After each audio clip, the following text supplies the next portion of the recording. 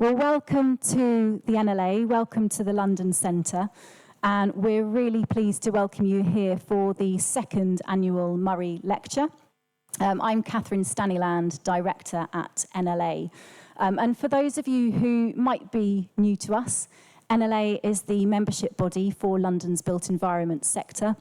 We have a busy annual programme that brings our members together to provide opportunities for upskilling, to build new relationships, and to profile the work of this sector across the UK and globally as well. The London Centre here is our home, from which we engage with a really broad audience. We have thousands of school children, members of the public, international delegations coming through here every month, coming to learn about London and how we build this built environment that we have and have on show here on our model. So it's become a real hub for knowledge and expertise in city making globally. So I'm delighted that tonight we're hosting our Murray Lecture here, our annual event which hears from leading voices on the future of cities. As I said, it's the second lecture, the last having been given by our co-founder, Peter Murray himself. This year's event is being given in the NLA's 20th anniversary year, and so I'm very pleased to be welcoming Peter back to chair and to moderate this special anniversary lecture tonight. So Peter, thanks for joining us, and I will hand over to you to introduce our guest speakers tonight. Over to you, Peter.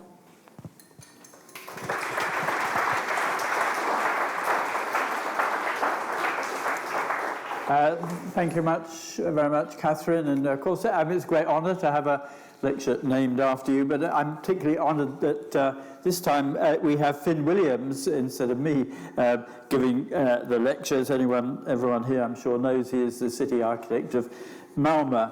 And Tidskriften Rom, lovely name, which is the leading Swedish architecture and design magazine, said that Finn was the most influential individual in architecture and design in Sweden in 2023. But you know, we found him first, really, because in 2007 he won the NLA RCA Prize for Best Student, in which he was investigating aspects about bringing how you design with the sort of character of places that needed their character discovered, places in east of end of London, places which now have actually many of them been developed, but he was looking at what is the essence of the place, and that's a thread which seems to run through his work today. Finn did work both at Croydon Council and Greater London Authority, and then was co-founder and chief executive of Public Practice. And I always think that he and colleagues like Vincent Lacavara were key in enthusiasing a younger generation of architects and planners about working in the public sector.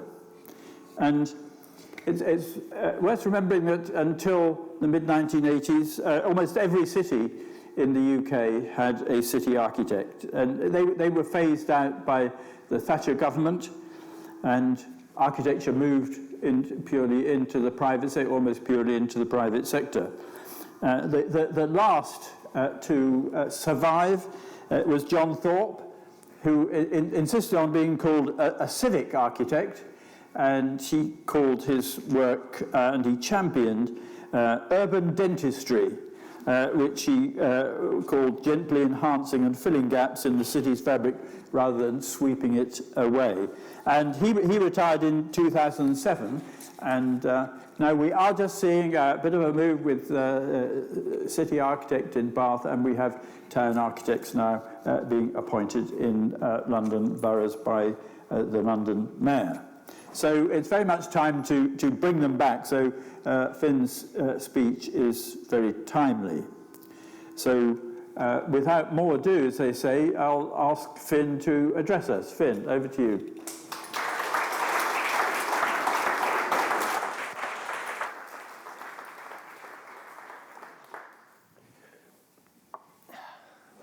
Thank you so much, Peter. It's very good to be back in London and see lots of old friends.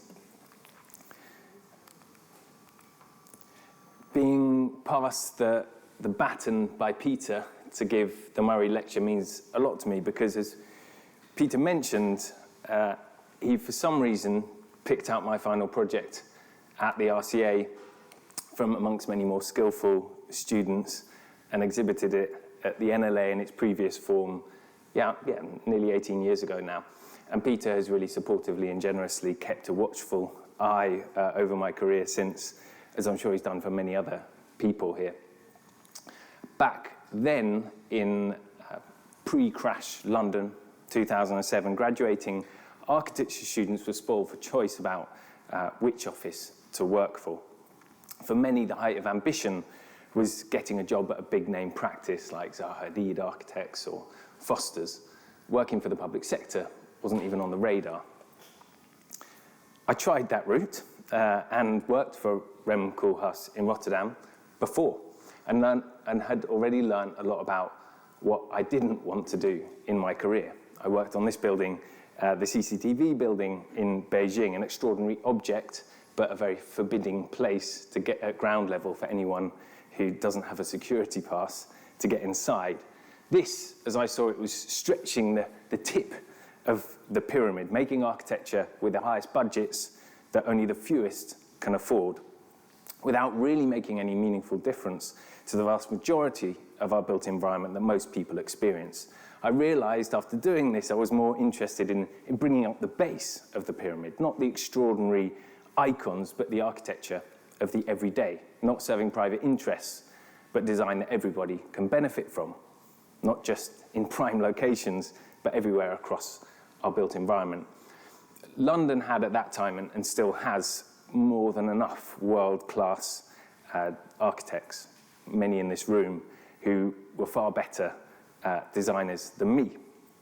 So I couldn't help wondering why so much of our city, from bus stations to retail parks to new suburban housing, was still so rubbish. After a year with working with Lucy Musgrave and Claire Cumberledge at GPA, I realised that instead of making good projects even better, I could make a bigger difference, making crap places, well, a bit less crap. So when I was considering where to work, there was no better place, it seemed then, than Croydon Council.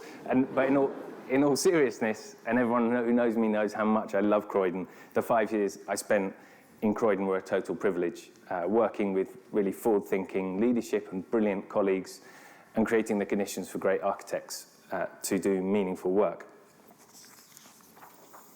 But also learning about the luxuries of public service, of being able to think long-term, not limited by the length of a contract, of being able to draw on different disciplines within a council when architecture isn't the answer to every problem, of having the freedom to make decisions in the public interest without needing to make a profit, of really, really getting to know the place and the communities you work for rather than moving from project to project. People started to pay notice to what we were doing in Croydon, and which had the disadvantage of being asked to pose for embarrassing photo shoots on the rooftop of car parks and being described by Rowan Moore as being pale and delicate as a consumptive poet.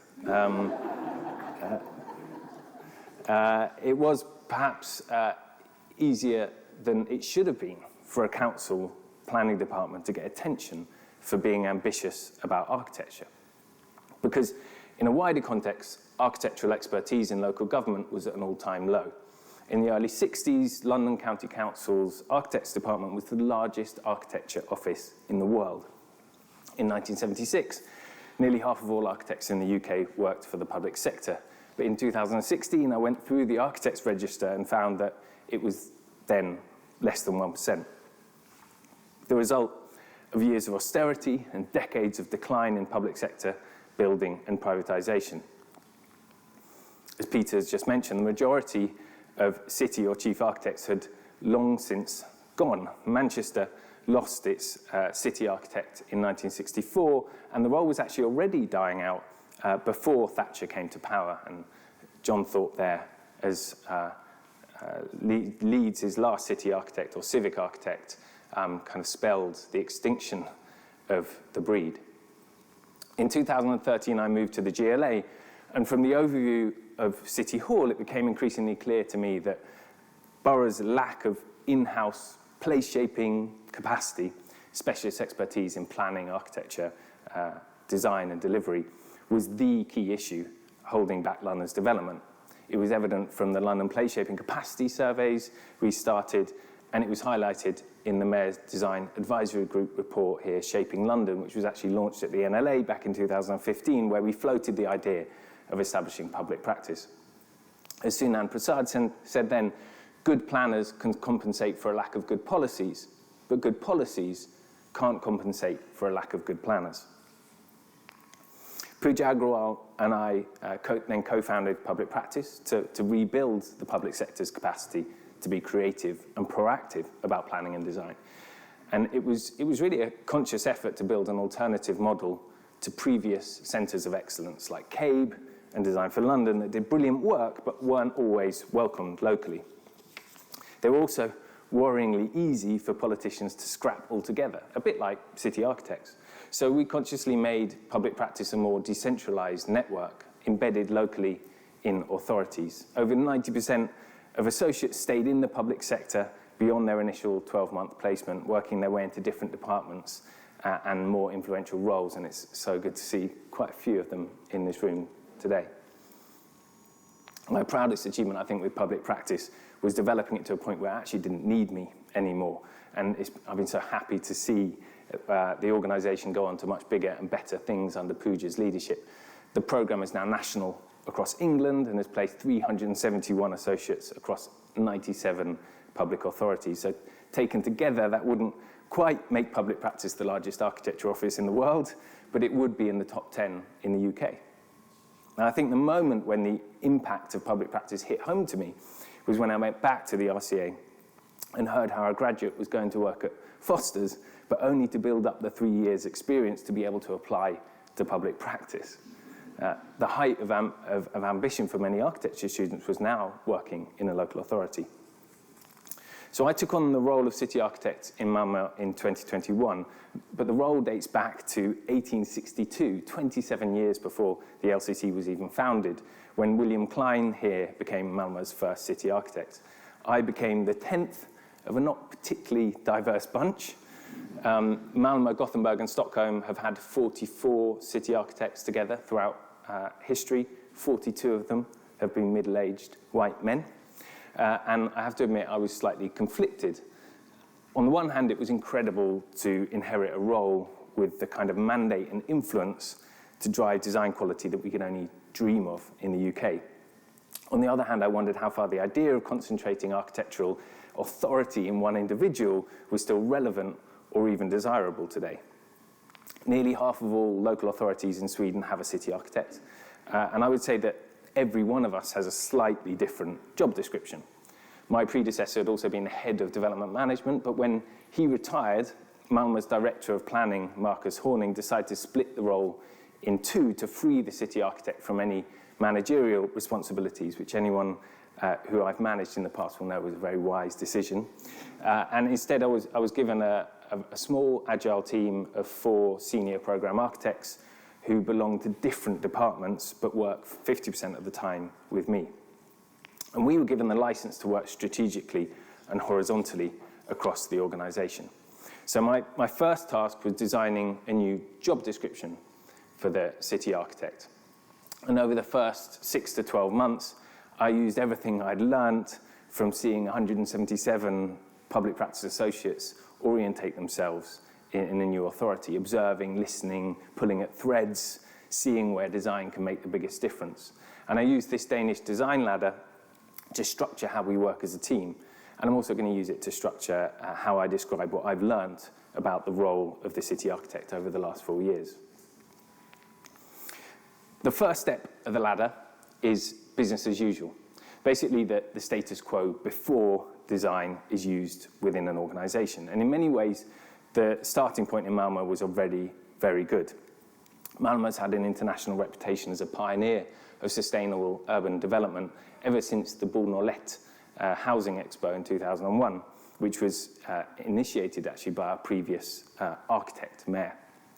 It was so advanced that international delegations still come to visit it as a model to follow 25 years later, which in some ways is slightly worrying, because since then we've learned so much more about the impacts of development on the climate, that we now have to ask ourselves how far new development can be the path towards sustainability, and how we can find new ways of avoiding that destructive cycle of demolition and new build by getting better at using what we already have. Malmö is the fastest growing big city in Sweden and the fastest growing employment market. Over the last 20 years, there's been a huge boom in startups, in creative industries, gaming, circular economy. At the same time, by most measures, Malmö is the most segregated and socioeconomically unequal big city in Sweden. Life expectancy varies by up to 7 years between well-off areas and housing areas built during the 60s and 70s, like here in Rosengård, which is unfairly labelled, I think, by people outside Malmö as apparently the worst ghetto in Sweden. It also happens to be where I live half the week. Rosengård is the only area of central Malmö where micro-mobility companies refuse to operate. And the piled up scooters here at the edge of this geofencing area reinforces the physical and invisible barriers that people in Rosengård struggle to break through on a daily basis. So how can Malmö's growth build socioeconomic equality instead of widening spatial segregation? Malmö is Sweden's youngest big city. Half our population is under 35, and Malmö is technically super diverse, which means more than half of our population have a foreign background. We have 188 different nationalities at the last count, and we're closer than many other cities in Scandinavia to recognizing that our diversity is our greatest strength. A few years ago, a charity in Malmö actually tried to encourage people from the remaining few countries we're missing to move to Malmö, so we'd have the full set, and I think that says a lot about the city. You can taste Malmö's diversity in our food, you can hear it in our music, you can see it in our visual arts, but it's noticeably absent from our architecture. So how can our built environment better reflect Malmö's contemporary culture? In the context of what's going on elsewhere in the world today, these may seem like first world problems. They are. But I've also realized that Malmö has better conditions than most cities to actually achieve climate neutrality, to prove what openness and inclusion look like in practice. There are quite a few cities looking to Scandinavia to see what they can do next. So I think we also have a responsibility to make the most of our privileged conditions and offer some hope. The first step of consciously using design in an organization is aesthetics, starting with the way things look. In Malmö, the city architect has the license to drop into projects at different stages, from planning through to one-to-one construction mock-ups. And this is one of over 100 projects I've been involved in. A proposal for a housing on top of a retail store, where, just as one example, we were able to make some cosmetic improvements to make it fit better into the structure and rhythm of a city centre high street. And this just stands for, I think, the surprising amount of sway that a city architect has because of their title in meetings and in hand-to-hand negotiations with developers. The skill is in doing it in a way that supports and empowers colleagues, case officers, to drive improvements themselves rather than becoming some kind of solo arbiter of taste. With so many projects, an important question becomes how you pick your battles. Which projects does the city architect invest their time trying to improve? In my case, it has not been about the highest profile projects, but about those where you can make the biggest difference. For example, this is the kind of supported housing we've been building for people with severe disabilities, designed around a kind of panopticon model that's more about efficiency than the experience of residents. We worked with colleagues to develop a new model that learns from the Malmö region's tradition of agricultural courtyard housing, giving residents more autonomy, a better contact with the outside. So we work hardest to improve quality where the expectations are lowest. For example, this Miljöhus, and I don't even know how you translate that to English, it's a kind of recycling hub to replace one that was burnt down in the middle of Rosengård. Instead of a standard grey box from a catalogue, it's designed to mirror the character of the space around it. We can't always invest more budget per square metre, but we can invest more hours per square metre, more care and attention. And the idea is to establish what we call lika rätt till kvalitet, or an equality of quality across different areas of the city. The idea of equality of quality also extends to the public realm, where we have a programme of temporary road closures and prototype public space projects, for example, transforming this square that was used as a car park into an actual park to provoke a shift in sustainable mobility. I'm going to do it again because I enjoy that shift so much. And here at Davids Hallstorg, the trial was so successful, we're now working on permanently removing cars from this square. We've also recently introduced a new policy in our local plan to establish equality of access to green infrastructure across the city. We're the first city in the world, as far as we know, to formally adopt the 330-300 rule, which targets 3 visible trees from every home, school and workplace, 30% tree coverage in every area of the city, and 300 metres to a green space of at least 0.5 hectares from every home. But you can only get so far working project to project to improve design. You have to have a wider impact. You need to redesign the processes behind the projects, for example, through new guidelines or procedures. Compared to the UK, Sweden has a good average standard of new housing, but there's a general popular dissatisfaction with new development, perhaps because, well, it's quite average, or lagom, as you would say in Sweden. It's often based on standardization and a one-size-fits-all approach that is more to do with the factories that it's been prefabricated in than the places it will stand for generations. To make the point, I've created this test for developers where I ask which one of these projects is in Malmö. Any guesses? Anyone there guessing? It's kind of impossible, and that's the point. Some of the developers can't even recognize their own projects. And it turns out, I can't even see it now, yes, it's this one. But these projects are being built all over the country. And when we're seeing so much of this stuff going up all around Sweden, I can understand why many people and politicians are calling for something different. In Sweden, there's a very powerful movement, like a kind of radical fundamentalist version of Create Streets, that wants all new architecture to be in a traditional style. And in some senses, it's a natural knee-jerk reaction to want to rewind the clock to a time when architecture had a deeper connection with place, when materials came from the surrounding landscape, bricks from the clay under Malmö, joined or rendered using lime from this local quarry.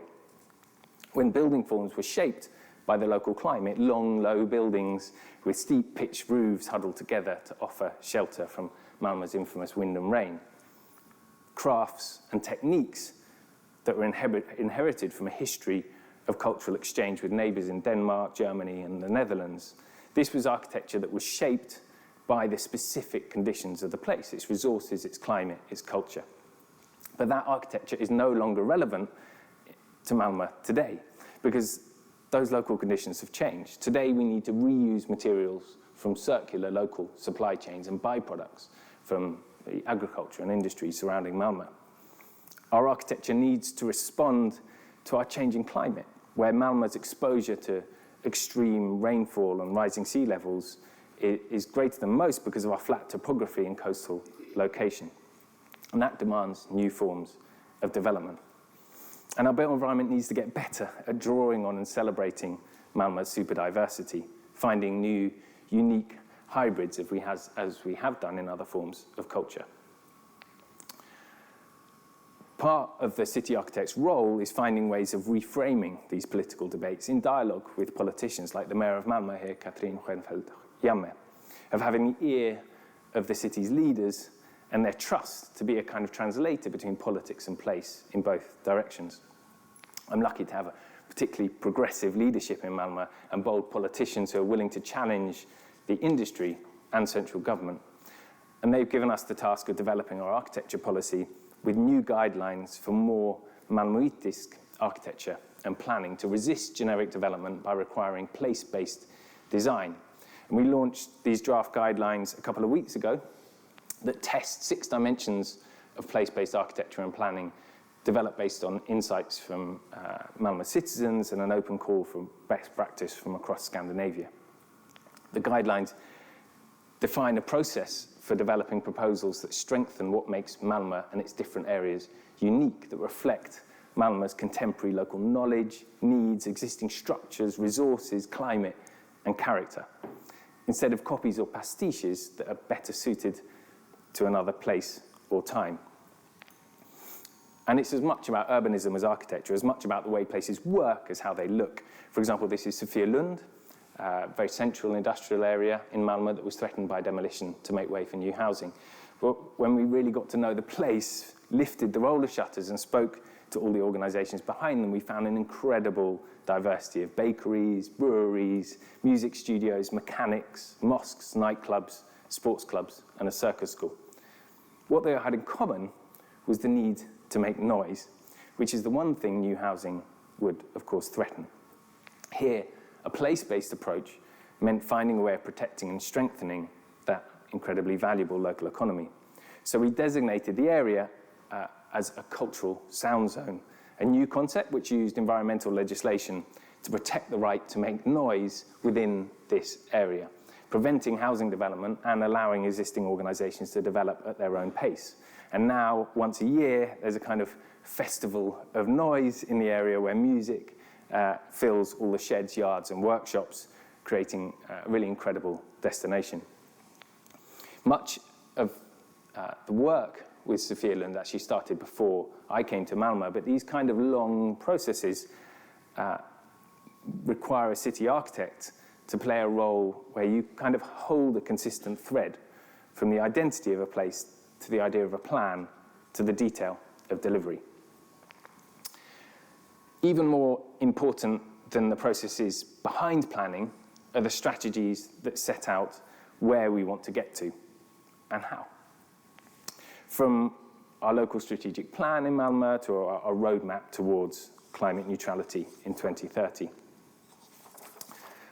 Malmö's built environment sector is, I think it's fair to say, a few steps ahead of national progress towards climate neutral construction in Sweden, partly thanks to a cross-sector initiative we started called LFM30, where over 200 organisations have voluntarily signed up to progressively ratchet down their carbon emissions per square metre and share knowledge, tools and frameworks about how to do it. Right now, that goal is set at 216 kilos of carbon CO2 equivalent for housing and 270 kilos for commercial buildings.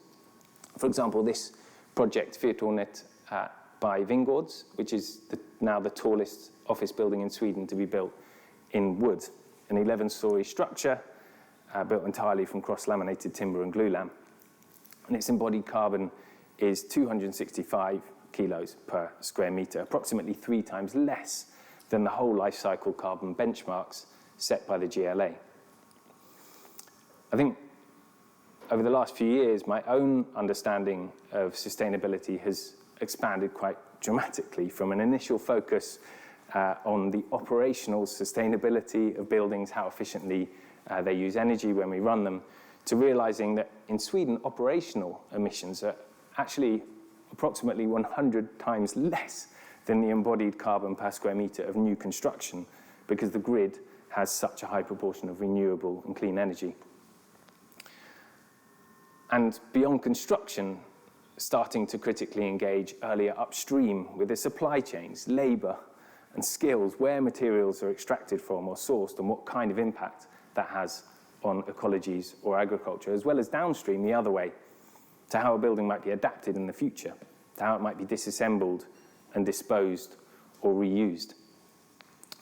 We're in the middle of a really challenging but really fascinating paradigm shift that is totally changing how we plan and design the city.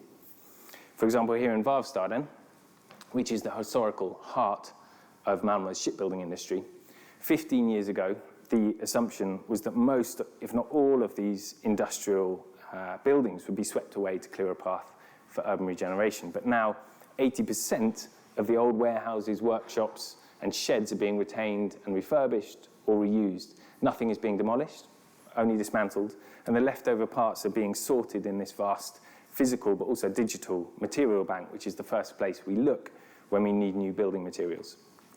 The gjuteriet, or foundry, was a complete ruin only a few years ago. But it's now been transformed into Oatley's new headquarters by Gill and Architects, reusing the original steel structure as well as bricks, corrugated metal cladding, lighting, and other material from surrounding buildings. And the result is an architecture that not only uses far less carbon, it also has a kind of depth of time and sense of place. Varvstaden's being built from Varvstaden. This steel truss, which once stood about 20 meters up in the sky, will now be used to hold up new office spaces bolted onto the side of the old welding workshops designed by Open Studio architects. Wherever we can, we're reusing old structures like this one to make a playground and also a kind of ready-made piece of public art. In total, Varvstaden expects to save around 26 million euros in material costs and around 26,000 tons of CO2 across the development through reuse.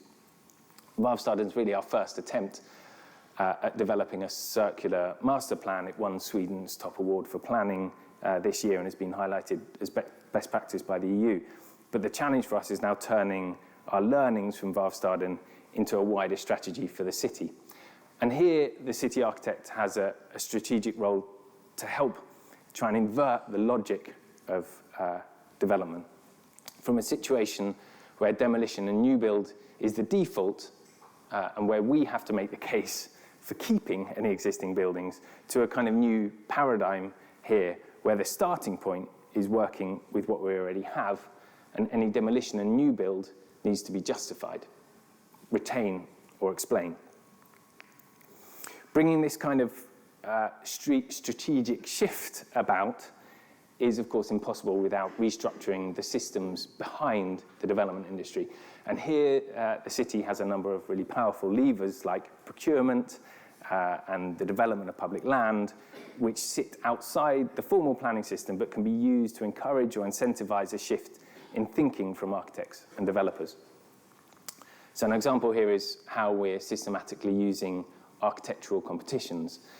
One of the first things I worked on when I arrived in Malmö was new guidelines for tall buildings, where we went from a kind of more of a reactive approach, where we determined proposals for tall buildings on a case-by-case basis, to developing a spatial vision for Malmö's skyline and criteria to test whether any tall building genuinely delivers more benefits to the city than alternative massing at lower heights. But we also made sure that taller buildings have a higher level of design scrutiny, for example, through a requirement for open competitions for any tall building. And since then, we've really systematized how we work with architecture competitions, requiring private developers to define briefs in partnership with the city, run open pre-qualification processes, and involve the city architect team, often me, in competition juries, also often my colleagues. And it's proved to be such a constructive way of establishing a shared architectural ambition at an early stage that we've now extended that model to other building types. We've collaborated with our municipal parking company on a competition to develop a more circular approach to building multi-storey car parks, or as we call them, mobility hubs.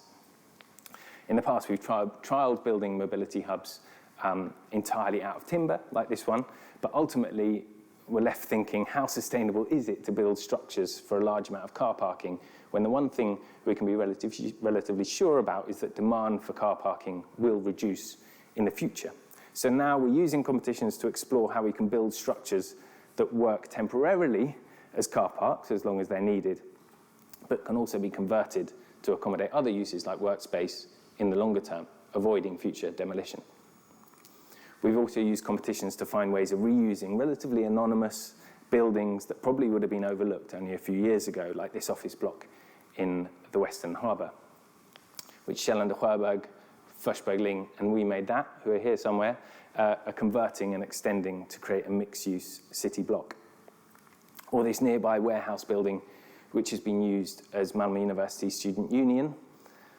CF Möller and Forsbergling want a competition to develop it into the university's new school of dentistry, proper dentistry, not urbanism, keeping and opening up part of the characteristic old structure, but also recycling stone and flooring tiles from the building, as well as crushed brick, to create a new terrazzo facade. And one of the last meetings I had in Mälmo before coming here was actually looking at one-to-one scale tests of that terrazzo. We're not only using competitions for the largest projects in the city, we're also using them for much smaller but equally significant structures that will set the tone for coming development. For example, this pumping station, the first new structure in the next phase of the regeneration of Malmö's industrial harbour. It was always going to need to be a concrete box for technical reasons, but Norell Rode won a competition to design it in a way that can open up to accommodate public uses when the centre of a new development area grows up around it. These competitions are creating space for us to work more exploratively with developers and a more diverse range of architects, often resulting in projects that extend the life of existing structures or build new architecture that will last longer into the future. As we all know, this most sustainable building is the one that lasts longest. As Peter said last year, long life, loose fit, low energy. And this is where architectural quality is really fundamental for sustainability, as I see it, because the buildings that future generations choose to keep aren't the ones with the most solar panels on the roof. They're the ones that they love, that they choose to take care of and keep. So over the longer term, quality is sustainability. A more systematic and open approach to architecture competitions, I think, rewards talent, hard work and commitment, not just size or reputation. And that applies to developers as much as it does to architects. So we're working with colleagues who manage the development of public land in Mälmo to establish criteria that create a level playing field for smaller developers, including architect developers and community-led groups, where we fix the price of land and evaluate bids based on quality, social value, and environmental sustainability. And in both of these fields, the city architect's role is about bridging between organisational silos to make these different municipal tools work in the same direction to nudge systemic change, to nudge the industry to become more competitive, innovative, and diverse. The final step of the ladder is culture, our ways of working, experiences, values, and vision. As Peter Drucker once said, culture eats strategy for breakfast. A strong design culture trumps everything else that we've seen on this ladder, but it's also the hardest and slowest thing to change. And when I arrived in Mälmo, I could see that the city actually already had an unusually strong and progressive culture when it comes to architecture and urbanism, but I was very surprised to see how disconnected this seemed to be from the city's cultural diversity. And it's perhaps unfair of me to zoom in on this particular sign because the image in the industry was similar in every meeting room and event I found myself in. But at least when it came to kind of visual dimensions of diversity, architects and developers and our own planning department didn't seem to be at all representative of the communities we work for in Mälmo. We've developed a range of engagement and participation processes to compensate for that lack of knowledge we have about some areas of our city. For example, our Young Urban Guides program, where 10 to 13-year-olds are trained to guide politicians and professionals like me around their area and teach us how it really works or doesn't. But we've also learned that co-design and participation actually isn't enough on its own. We also need the professionals doing the design to better understand the complexities of the communities they're designing for. So 2 years ago, we carried out a landmark study that found that Malmö's built environment industry lacks the diversity of perspectives, lived experiences, and backgrounds that we have in the city, pinpointed where we lacked representation and what we could do about it. And this year, we launched an organisation called Urban Academy in partnership with over 30 organisations from the private sector, civil society, schools and universities, with a commitment to make Malmö's built environment industry reflect the diversity of the people we serve within a generation. And it's already starting to have an impact. It's going to take a long time, but we're working on building awareness of the built environment professions from school age, rethinking universities' application processes, spreading best practice in recruitment, and promoting more diverse leadership. The city architect has a role here as a kind of flag bearer for the architecture and development industry. Not just making sure we create the right conditions as a city, but also helping to evolve its culture. But for a design culture to have a democratic basis, it needs to extend beyond the profession to the public. Mälmo citizens also need to be able to take part in conversations about what city they want and be equipped to ask for better development. So in 2023, we established a biannual festival of architecture, culture and urbanism called Mälmo in the Making, and it's actually my colleagues that come up with all these English names, not me. I think it sounds cooler.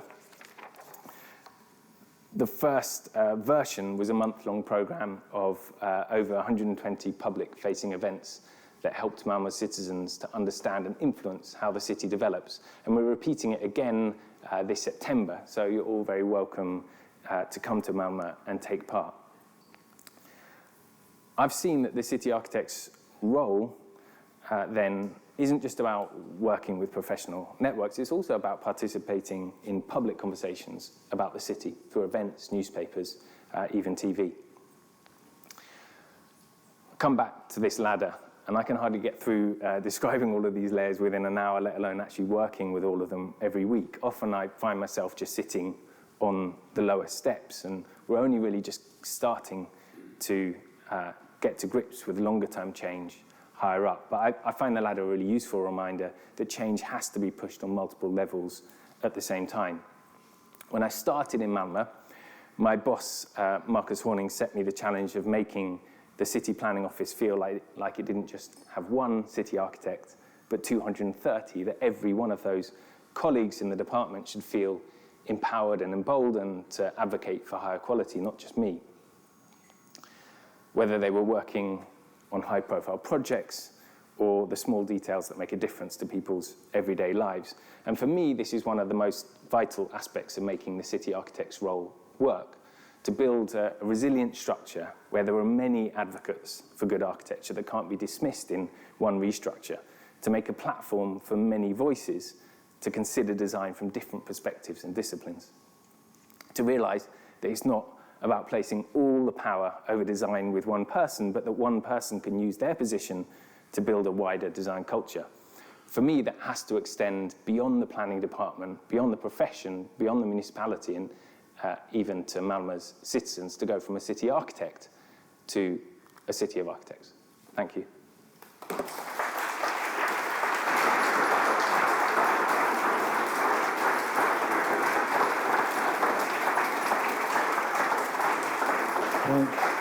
Well, thank you. Yeah, you sit there. I'll just move.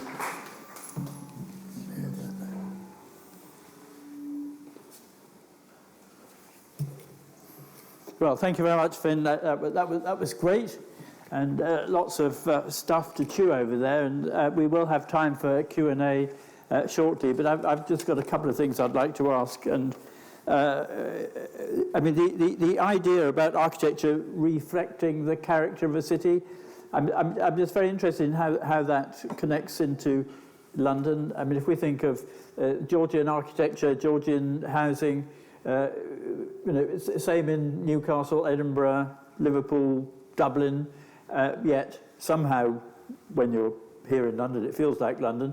And would you think that the New London vernacular perhaps is a contemporary form of that is actually says London, or is that something that could also be replicated by all those other cities?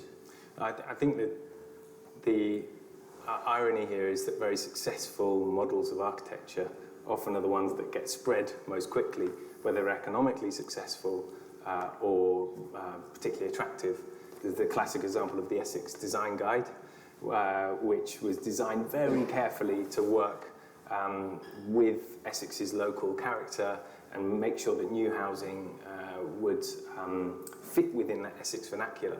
And it was such a successful design guide at improving the quality of kind of suburban housing that other municipalities or councils across the country started copying it and producing Essex-like housing all over the country. I think New London vernacular risks, in a way, becoming that. There were some original observations that were captured partly in the original London Housing Design Guide that felt very London, that captured some of the proportions and materiality, the character of London, but it's also caught on and designers and developers have got used to using it, and I've seen it all over the country.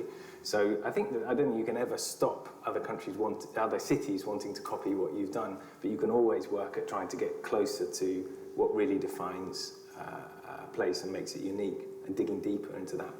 When we were coming here, my son looked up at some of the new development over there in West London and said, "Oh, I was there last week." Of course, he was actually over there, or somewhere over there. I mean, so this is the problem. They start to blend together. And I think this isn't just about the identity of a city like London. It's also about what makes Croydon, or what makes Royal Oak, and having to dig deeper. And that's not just about the visual dimensions of the city. It's also about, as we try and get to in our dimensions, the local economy, the local microclimate, and the local culture in that place. Yeah, I loved your slogan, ambitious about architecture. I think I'll borrow that actually and use it myself. Just like long life, loose fit, I think again, that's something which really needs to be on every architect's vocabulary at the moment. Now, one of the things I was also interested in is you talked about the thread of the city architect from plan to delivery, I think something like that, and how that works. And to a certain extent, I think that's something which is also important about London. Because I often go to King's Cross and think, God, that's wonderful, and go to Nine Elms and think, things didn't quite work out here, and why is that? And it is a level of overall control, which actually the GLA did have a framework, but it couldn't hold the framework through the process. So holding that. Through the whole process is a very difficult job to do, and something I think one needs something at the level of an architect. And I think that it was very interesting that you showed the document that was produced by the Mayor's Design Advisory Group at the end of the Conservative period in office, and actually the good growth agenda which that set out followed through in many ways into the next administration. So the idea of having a civil service and the way that it views the city, I think is really important, because there is a level of consistency through the thinking, despite the fact that from the Architecture and Urbanism unit in the early 2000s, the role within the authority has shrunk rather, but there's the same I would say ideas seem to continue on through a long period of time. Yeah, I mean, I don't think I've ever seen a piece of city made in less than 8 years from start to finish, and that process has become arguably more and more complex and involved more and more people over the last, well, certainly since the time of those all-powerful architect planners in the 50s and 60s in London, for example, where perhaps more scope, more agency was invested in one person in one role, and they could really oversee many different aspects of the built environment. Now, over that at least 8-year process, you're talking about hundreds of people, hundreds of disciplines, hundreds of companies and organizations, and it's very easy to lose the thread somewhere in that process. And that the same applies within a municipality, within a city. There are many handovers from department to department, from political decision to political decision, that don't always go to plan, where things get dropped or where there's a kind of Chinese whispers effect.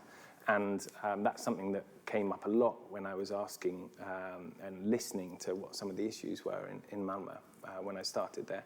And we realized that not just me, but the City Architect team had this privilege of being able to go in and out of a process throughout its long time, and just remind people about why were we doing this in the first place, what was the idea here, and sometimes just make the space for that conversation to happen so that it doesn't become too much about just churning out housing numbers further down the line, which is perhaps what's happened in some areas of development in London.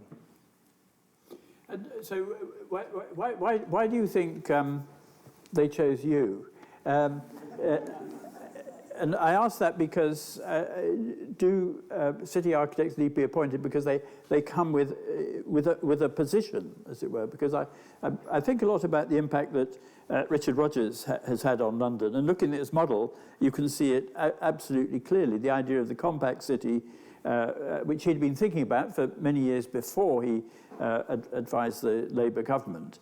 Compact city where you develop higher density around areas of good public transportation. So despite what Simon Jenkins says, you look at this and that London is still a very low-rise city, and there are just pockets of taller development which reflect that the compact city and the unwillingness to spread out into the suburban areas and sprawl. I mean, that was a philosophy that he had, and it chimed very nicely with the political views at the time. Was it because you had a particular view, you think, that you were there? I mean, I'll be honest, and I applied for the role never expecting to get it, but thinking it would be a test of how far away I would be from becoming being able to be a city architect in Sweden. I thought if I was lucky, I'd get a kind of one-horse town in the middle of nowhere to work on, and was very conscious that Mälmo was right at the forefront of progressive planning and architecture in not just Sweden but Scandinavia. In hindsight, I think I realised that Mälmo was probably the only city in the whole of Sweden, or municipality in the whole of Sweden, that would have ever given me a job. Any smaller city, in my experience from London, would have been irrelevant. Any bigger city, Gothenburg, Stockholm, and I wasn't experienced enough. And Mälmo has this rare kind of quality that it's a very open, inclusive and international city, and it's aware of the role it plays on an international level, and saw that there was a value in what I could bring from London. And also it's also aware about the challenges it faces. And a lot of what motivates me as an architect and planner and urbanist are the challenges, the problems with the city. When I was offered the job, I was suddenly slightly worried when I thought about moving to Sweden, I was slightly worried that everything would be too perfect and I wouldn't have anything useful to do. But I think Mälmo is this really extraordinary position where it's both got real meaningful challenges, but also the political conditions to make a difference about them. There was also just the dimension of being in a totally new context and language. I could understand Swedish then, but I couldn't really speak it. And they were incredibly open and bold to appoint someone like me. I then, had this moment of thinking, because I'd really lost the two things that I was still good at, which was, the two things I think I was left with as a practitioner. And one was my ability to communicate. Suddenly I'd kind of lost that. And I'd also lost my network, knowing, many of you here and people in London. And I kind of wondered what I was left with, actually, when I started that role. But I discovered that, actually, there are ways of communicating that aren't just to do with language. And, of course, I've learned the language since and do everything in Swedish now. But also that perhaps the skill that I had wasn't necessarily knowing the people, it was an ability to get to know people, and Malmö's have been a very easy city to land in that basis. Very good. Well, who'd like to ask Finn a question? Anybody? Right, okay. Well, let's start, Melis, just over there.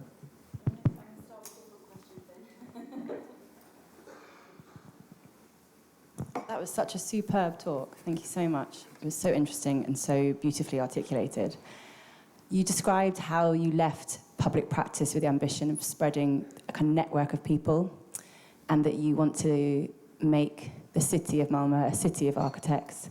So you seem to keep designing yourself out of your role. And I'm just curious whether you feel like the challenge of Malmö being an influence in Europe or globally is a challenge you want for the rest of your career, or you see, I'm not really asking what you want next in your career, but do you see your way out of the city? Are you designing your way out of the city, is my question. Yeah, that question is going to take a while. It would take a while for me to think through. I genuinely don't know the answer to it. I think when you think about that, Mälmo's had 10 city architects since 1862. You know, when you do the maths, that's quite a long time per city architect. And when you think about the pace and scale of how a city changes and develops, you know, 4 years in, I'm still really mostly dealing with projects and ideas that I've inherited from previous regimes, previous colleagues, previous ways of working. Very little of what I've started has been built yet. You know, in many ways, one of the most powerful things you can have behind you as a public servant is that you've just been there longest. You know, I saw that even in 5 years at Croydon. You know, I was involved in projects where every single person around the table had changed, on the client side, on the architect side, on the sub-consultant side, on the political side. And I was the only person left who could say, no, this is what we actually meant. And there was a kind of value and quality in that. And I think that also makes me reflect a bit on what I see happening in the public sector in the UK, because it feels like there's, and this was happening long before I left, but there's been a shift from that kind of local, embedded, deeply connected to place way of working that the public servant was always about, to more and more of a reliance on temporary, agency, shared staff.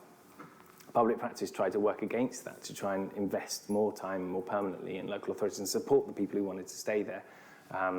But it does kind of slightly worry me when I hear of local authorities who are working 100% from home. You know, who is there to really look after a place? And I think there's something that still attracts me, of the idea of being a kind of bit of a steward, bit of a caretaker, and just staying in there and looking after a place over a long period of time. Whether that's Mälmo or someone else remains to be seen. So, well, there's a handful up just in the third row. I'll come back to you in a moment.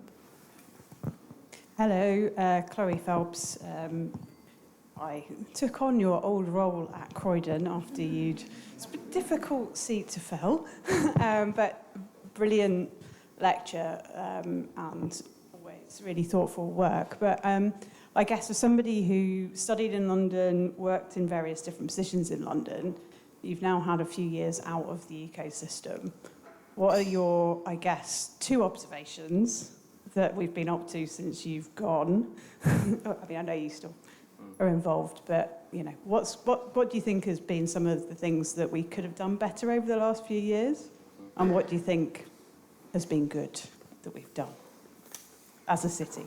Very good question. Thanks, Kate. You know, yeah, this is probably the first time I've been back in London as an outsider, and I think I didn't really ever appreciate, when I was sitting within City Hall, what an important role London has as a model for other cities, and to really push agendas that other cities don't have the conditions to work with. And there, I think, what London has been doing brilliantly is actually been a lot about working with the messiness of the city, its culture, its street life, finding this kind of sweet spot that's at the edges of formal disciplines that other cities are limited to working within. And by that I mean architecture with a capital A, planning with a capital P, kind of inward investment, public realm, and development. All of those are kind of formal functions, but this idea, whether you call it place shaping or regeneration, that you can actually work creatively at the edges of all those disciplines or in the middle of all those disciplines and make interesting things happen. That's partly come from boroughs, it's also partly come from the mayor. I think that's quite unusual. And the funding that's gone hand in hand with that. The brilliant people who are doing that work, from you to colleagues who are kind of driving borough-led regeneration projects. I think the quality of public housing that's been built, which you've also been part of, I think that's quite rare and extraordinary. I think what surprised me coming back to London has been the gap in the kind of void of conversation about the implications of just ploughing ahead and delivering huge housing numbers and density on the environment. You know, whilst there are brilliant people who are frankly far ahead of what we're doing in Sweden around working around the idea of regenerative design and the kind of future of sustainability, circularity, that doesn't seem to filter through to political discussions and what I hear coming from central government or even the mayor's office around what we should be building and whether we need to build at all. And frankly, those targets in the London plan are way too low around embodied carbon or whole life carbon. London needs to use the expertise which is here in the city, much of it's here in this room, to be equally ambitious around the climate as it has been around that kind of cultural high street regeneration. Thank you very much. Still a couple more. Yes, one more hand there, and then we'll come to the front row. Thank you, Finn, for an inspirational talk. On the systems step of your staircase was procurement. And I'm inspired by the idea of a city of architects. And in order to develop a city of architects, you need a city of good clients. And you showed examples of really inspirational competitions that you've been running with exemplar outcomes. I wonder to what extent you as city architect or as a team you're able to influence the wider system of procurement and how clients measure or demand good quality. Yeah, thanks, Alex. And as you know, that's my favourite subject. So everyone's in risk of quite a long answer here about the details of procurement and LOU, as you call it in Swedish. Funnily enough, the way we've been working with competitions has shown that the private sector is much more open to thinking creatively about competitions and procurement, of course, than the public sector. And it's been a lot harder to work with my closest colleagues to get them to change a lot of assumptions around how we interpret legal frameworks around procurement at a Swedish level.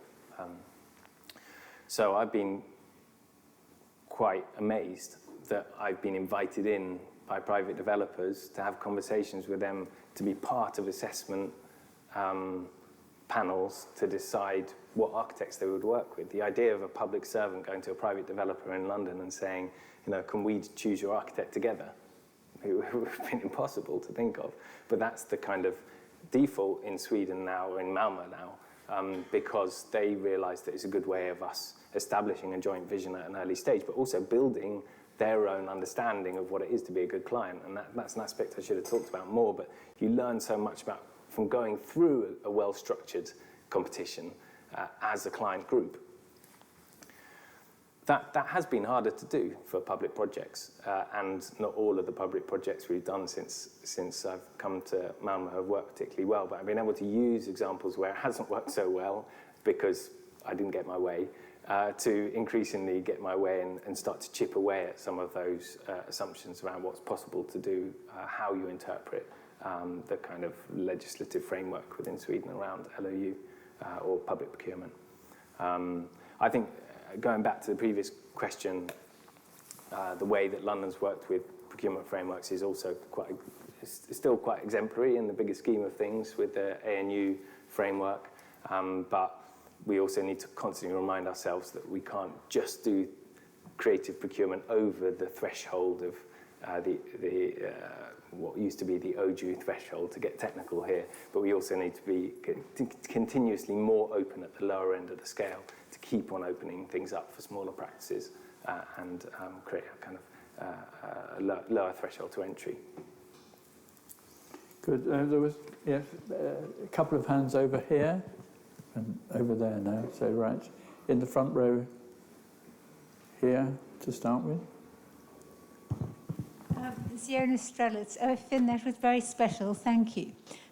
If I understood correctly, and I may not have, your ladder has aesthetics as a more basic layer, and culture's at the top. It seems to me that you get to it last.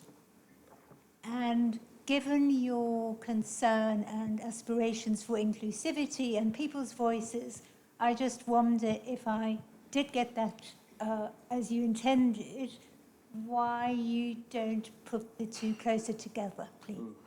Yeah, I think that's a model, a found model that's developed that is developed in Denmark. And what I interpret that they mean by aesthetics is the kind of superficial idea of design. It could be in an organisation, it could be the logo of an organisation, or in a building, it could be the facade composition of a building. And the first thing you can do as a city architect is work to make those window proportions slightly better, or a nicer facade.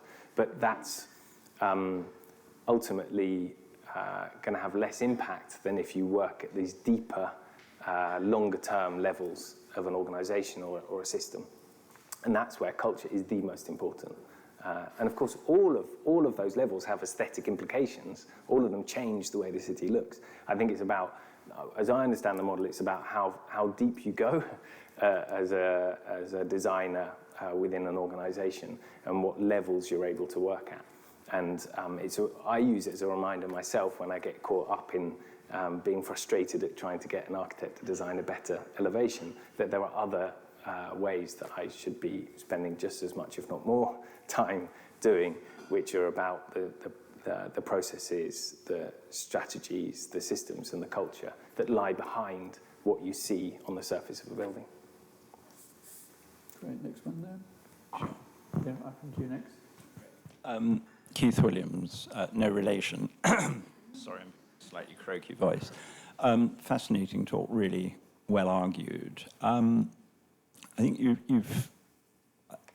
there seems so much in common, really, between Malmo and London, and there also seems quite a lot that's different, but the common bits seem to be worrying about crappy little spaces and sort of larger spaces and buildings, and then tall buildings are sort of things we tend to worry about quite a lot. And you've shown how that if you design the right processes, which is a point I hadn't really picked up before, if you design the right processes, that is then possible to have considerable influence in the outcome of all that. So that's pretty applicable, I think, to much of what we see in this incredible model, which isn't all of London. It's a big bit of it, it's not all of it.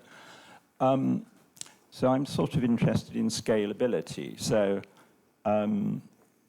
population of Malmo, I just looked up, correct me if I'm wrong, but about 350, 60, 70,000, something like that. So that's sort of 2 Westminsters, give or take.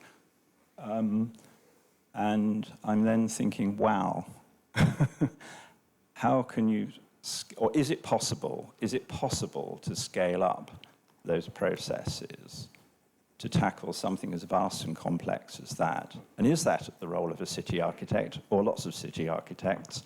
And if it's lots of city architects, how does it all get joined up to sort of be a sort of coherent thing, which is something I think many of us feel really hasn't been in place for the last decades.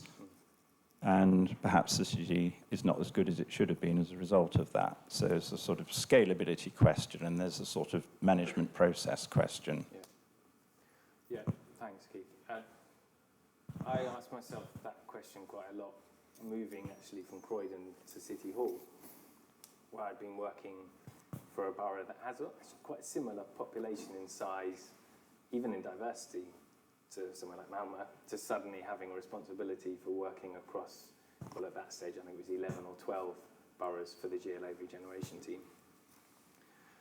And I think the only way I've found I could make a difference at a London scale in that role was instead of kind of prescribing designs or solutions or projects, it was about creating more open platforms that would kind of allow the incredible energy and diversity of London to make a change, but designing those platforms in a way that had a kind of dynamic to them, that moved London in a certain direction. So whether that was Crowdfund London, the program we started, which was empower community groups to make their own changes to the public realm, whether it was the Small Sites, Small Builders program, which was an open platform that enable public bodies to match up small, scrappy bits of land with smaller builders, community-led housing groups, etc. Whether it was how we work with street markets, which had been kind of neglected and hadn't really been got to grips with before. Those were all, I think, platforms that made the most of London's incredible energy and diversity. Now, when I reflect back, having seen what a city architect can do in a city as small as Mälmo, I think there's a kind of delicate balance to strike. London is a city of villages. It's each town centre needs a level of attention at that scale. So I'm really pleased to see the GLA is testing town architects, and pleased to see a couple of them here in the audience as well. And I think you need design governance at that level, but you also need people who can work with the machinery of a local authority at the scale of a borough, and full time, over a longer term. And you also need people who can, or maybe a person who can stand back and think about ideas at the scale of a city. It's a really hard thing to do, but I think it can complement all those other layers. So it's not an either or. There's no silver bullet. A city architect's not going to solve all these things, but potentially you could have you could have all of those layers working together, from the brilliant people within local authorities working on planning applications on a daily basis, to the town architects, to the important job that people like the new design unit in the GLA is doing, but potentially also someone who's got the ear of the mayor and the kind of space to think creatively at the scale of the city. No, we just got time. Just two more questions, I'm afraid. Sorry, yes, that one there, and then we've got one there. But I'm afraid so. We should. Yes, here's a microphone here.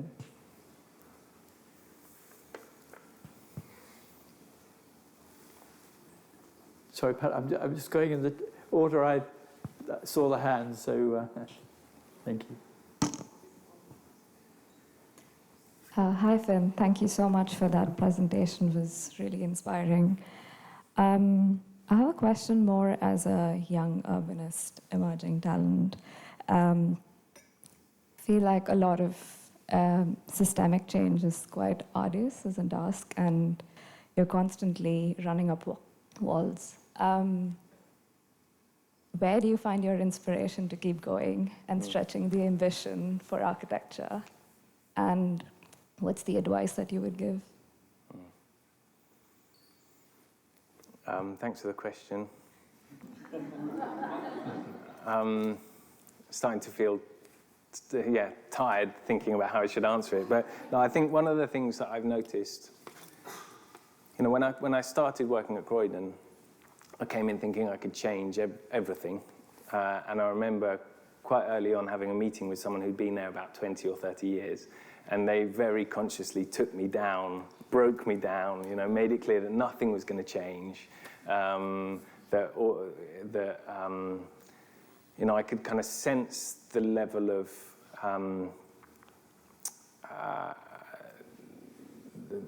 that they built up a kind of layer to protect themselves, because they tried to have ideas and they hadn't really gone anywhere. So they'd realised it's better to stop having ideas or trying to change things. And that's always something that I'm conscious of, that also creeping up on me the whole time, on all of us who work in the public sector, because it is difficult to make change happen in big organisations, in complex places like cities. But then, getting to know that person more, the more you kind of scratched away at that outer surface, you realise that that person had joined the local authority full of the same kind of energy and zeal and a will to make a difference as I had. And it wasn't that hard, actually, to scratch away at that and kind of reignite that a bit more and get other people. So a lot of it is I get from other people, of like finding the interest and excitement of other people, bouncing off that, whether they're inside an organisation or outside, and then testing things, realising that every new thing you test isn't going to work, but if you test enough of them at a small enough scale that they can fail, but a big enough scale that they can make a difference if you do enough of them, then I think you can start to see change happen, even within the public sector. that's maybe why that design ladder can help as well, because even if you've had a day when 4 things have gone backwards on 4 of those levels, maybe one thing has moved forward on another level, and you just got to hang on to that and then try the other levels the next day. Very good. Right. Final question just here.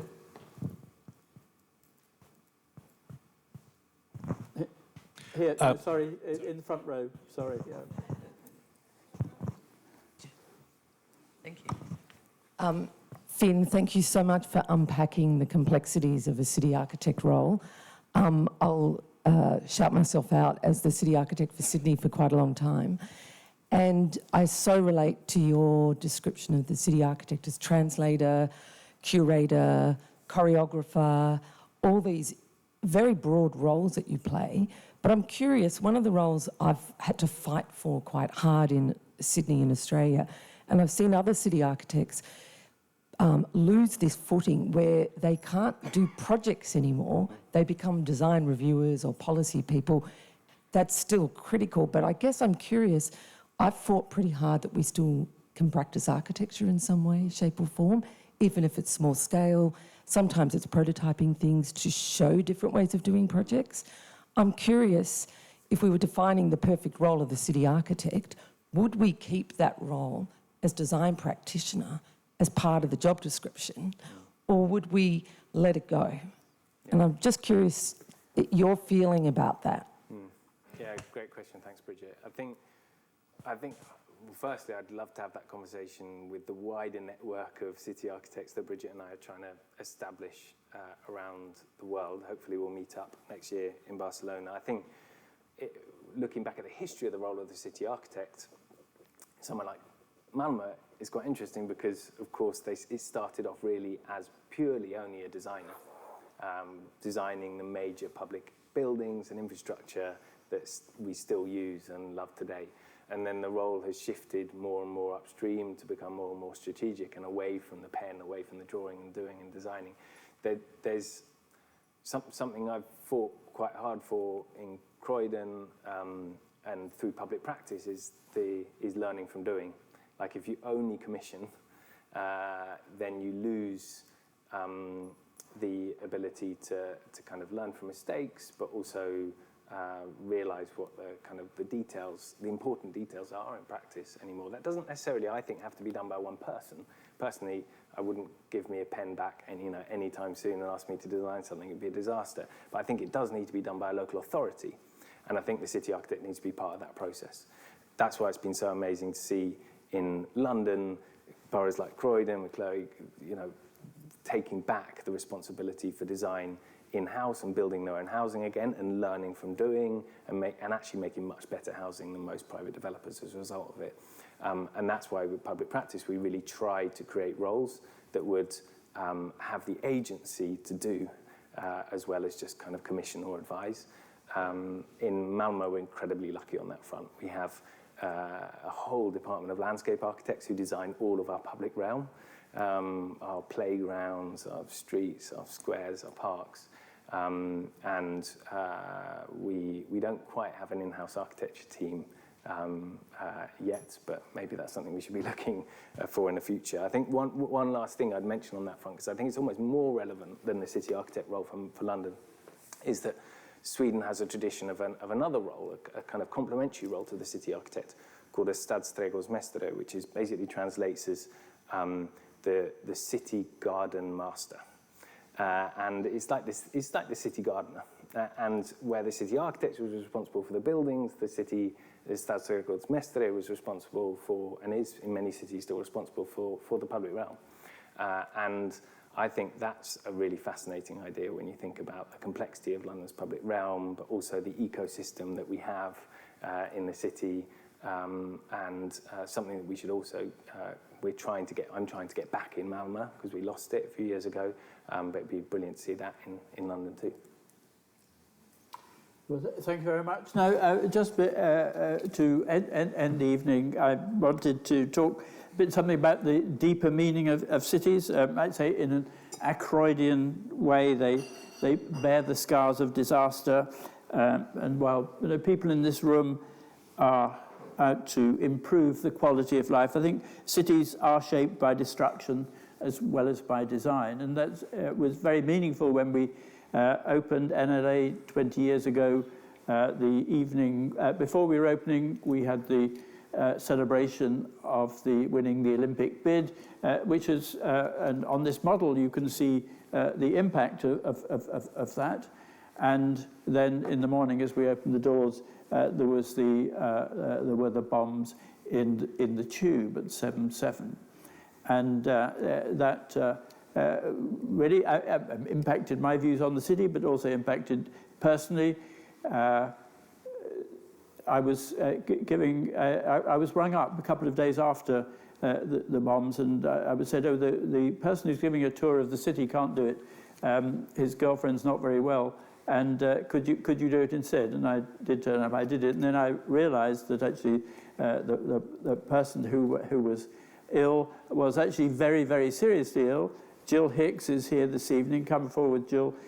She was in the bomb in the tube. She was the last survivor to be taken from the tube, and is in London for the commemoration last week in St Paul's Cathedral. And do have a seat there in the microphone. And I've known Gill for some time. I didn't realise she was a singer, and she had a wonderful show in the Wilton's Music Hall last week, and it was a very moving occasion. It was just about your experience. So just tell us a little bit what it feels like now, looking back at that time, and how I know you've always looked forward, and your response to that pretty horrible day.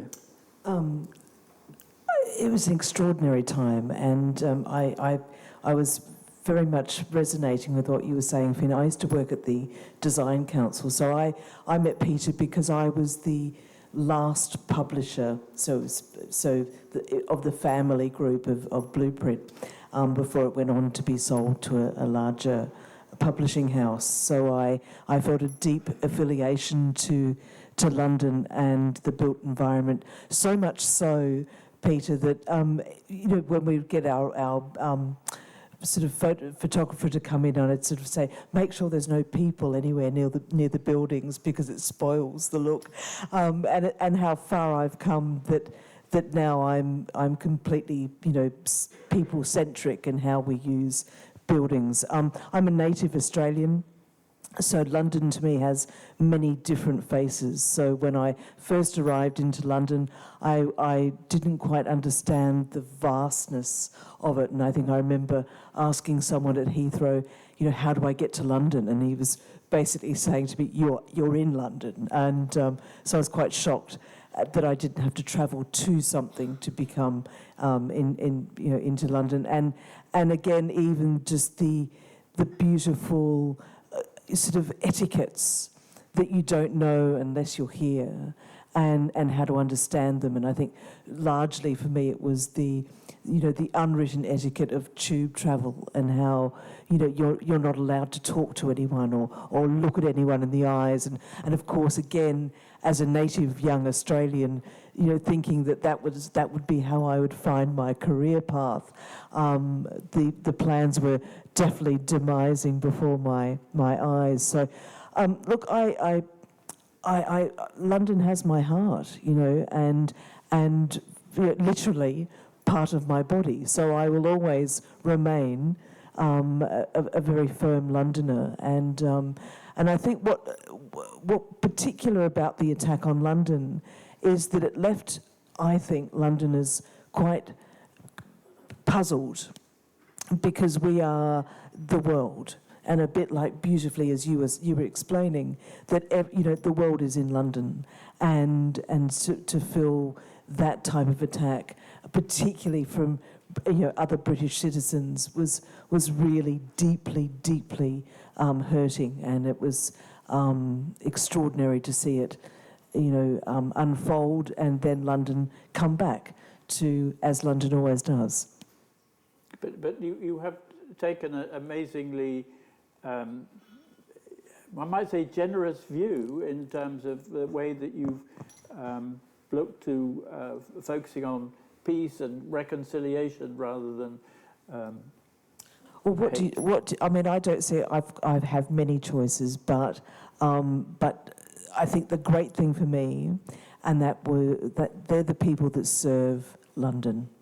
And so my great role models were all of those incredible paramedics, police that rushed into danger. And I just want to sort of premise this with my label that morning was chillingly one unknown estimated female.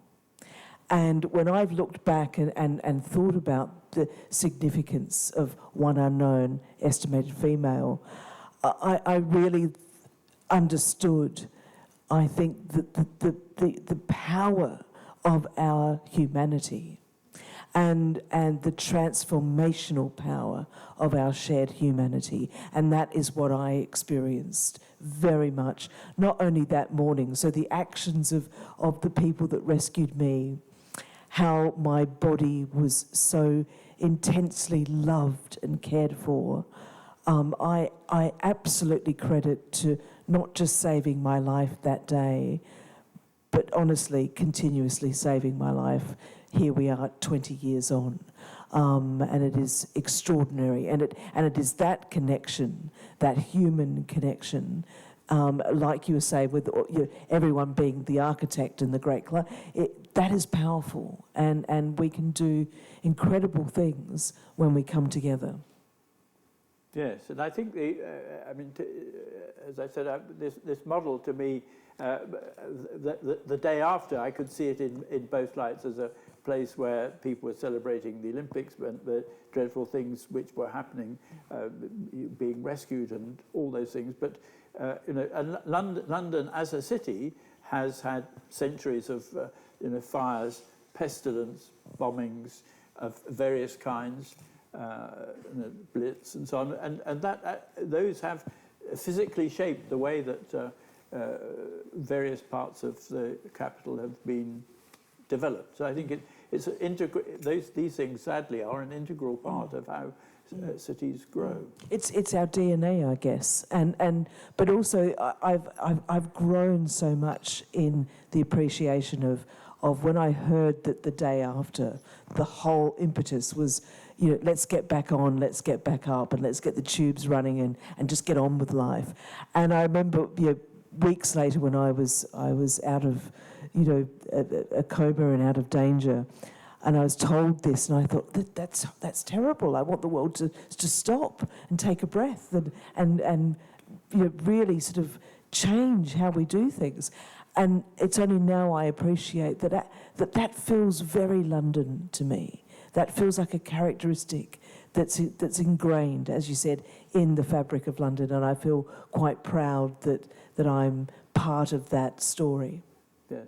Well, there was almost Churchillian speech which Ken Livingstone gave in Singapore, and then had this amazing get-together in Trafalgar Square where he brought all the leaders of all the faiths together and gave another speech, which I think was very meaningful in, might say, calming the city down and, as you say, creating a positive view.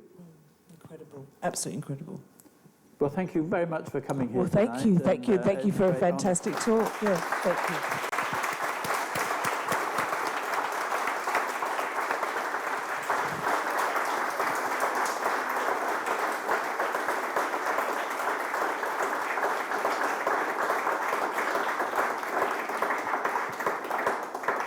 And thank you all for coming to hear about shaping cities and hearing all the work that Finn has been doing, and we hope we can learn something in London from what he's been telling us today and make sure we get more of them.